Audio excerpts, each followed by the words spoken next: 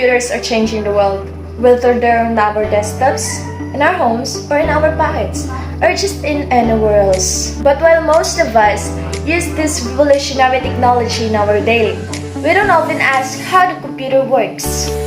In this series, you're going to learn how computer really works, starting with what makes a computer a computer. Then you look how information is represented inside the computers using a tiny electrical signals going on and off at mind-boggling speed. After that, you will learn how computers use circuits to do everything from simple math to simulating the entire virtual world. Next, you zoom out and look at the different parts of a computer that actually input, output, and store all that information. Finally, you take a look at the code, actually, as and how software controls hardware. So whether you're just curious about the devices you use every day or you want to design the innovations of the future, the first step is learning how computers work. So we have four main and basic things to do the computer works. First is input, store, process, and last is output.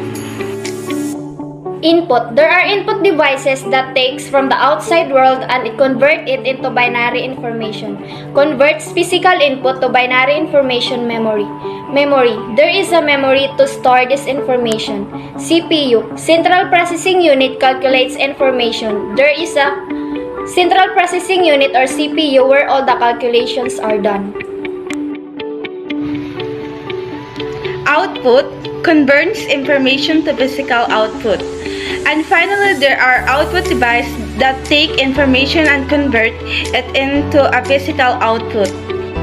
Input. Let's talk about input first. Computer can take many different types of input like a keyboard or computer, the touchpad of phone, a camera, a microphone, or GPS, but even a sensor on a car, a thermostat, or a DAN are also different input device. Now let's look at an example of how input troubleshoot a computer becomes output where you press key on a keyboard. Let's say the letter B, the keyboard converts the letter to a number. The number is sent a binary 1 to 0 into the computer. CPU calculates how to display. Starting from the number of the CPU calculates how to display it. Letter B, pixel by pixel, CPU requests step-by-step instruction. From memory which tell how to draw the letter B, the CPU runs this instruction stores the result as pixel memory. Finally, the file information sends in binary to the screen.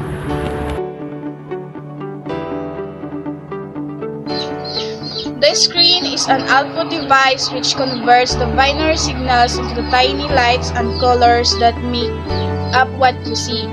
This all happens so quickly it feels instantaneous. But to display each literal computer runs thousands of instructions starting from the moment your finger presses the keypad.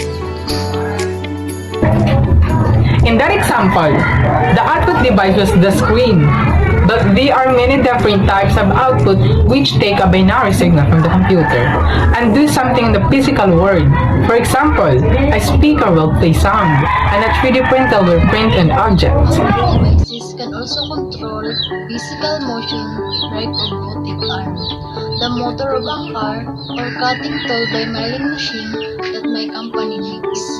New types of input and output let computers interact with the world in the entirely new ways.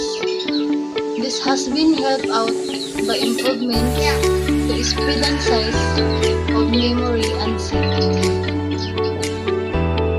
The more complicated the task is, and the more information that is input or output, the more processing power and memory a computer needs.